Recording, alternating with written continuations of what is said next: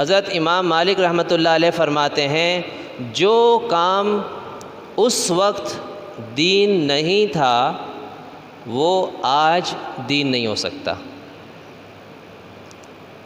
بات سمجھ میں آئی؟ یعنی آج اگر ہم کوئی کام کرتے ہیں نا تو دیکھیں کہ یہ کام اللہ کے نبی صلی اللہ علیہ وسلم کے زمانے میں دین سمجھ کے کیا جا رہا تھا یا نہیں۔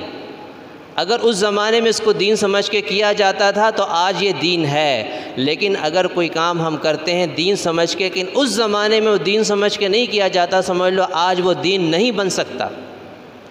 چاہے پاکستان کی 22 کروڑ عوام اس کو دین سمجھ کے کرے، لیکن 22 کروڑ کی بات کمزور ہے اللہ اور رسول کے سامنے۔ قرآن اور حدیث کے سامنے 22 کروڑ عوام کی بھی بات کمزور ہے۔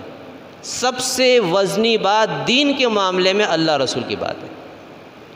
آج کا مفتی، سب سے بڑا مفتی، سب سے بڑا پیر، سب سے بڑا عالم بھی کوئی بات کہہ دے لیکن وہ شریعت میں دین نہیں سمجھی گئی تو اس عالم کے کہنے سے بھی وہ دین نہیں بن سکتی۔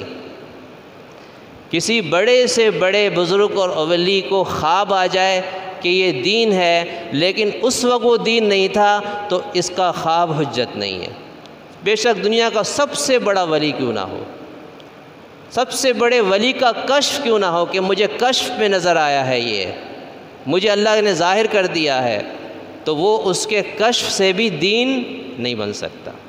دین تو بالکل واضح ہے، آپ صلی اللہ علیہ وسلم فرمایا کہ دین بالکل واضح، قرآن میں اللہ نے جگہ جگہ فرمایا کہ دین واضح ہے، دین میں کوئی پوشیدگی نہیں ہے، کوئی چیز مخفی نہیں ہے، چھپی ہوئی نہیں ہے کہ اس کو پہچاننا مشکل ہو، اس کو سمجھنا مشکل ہو۔ اللہ نے حق اور باطل کو بالکل واضح کر کے رکھا ہے، تھوڑی سی بھی انسان کے اندر عقل سلیم ہو۔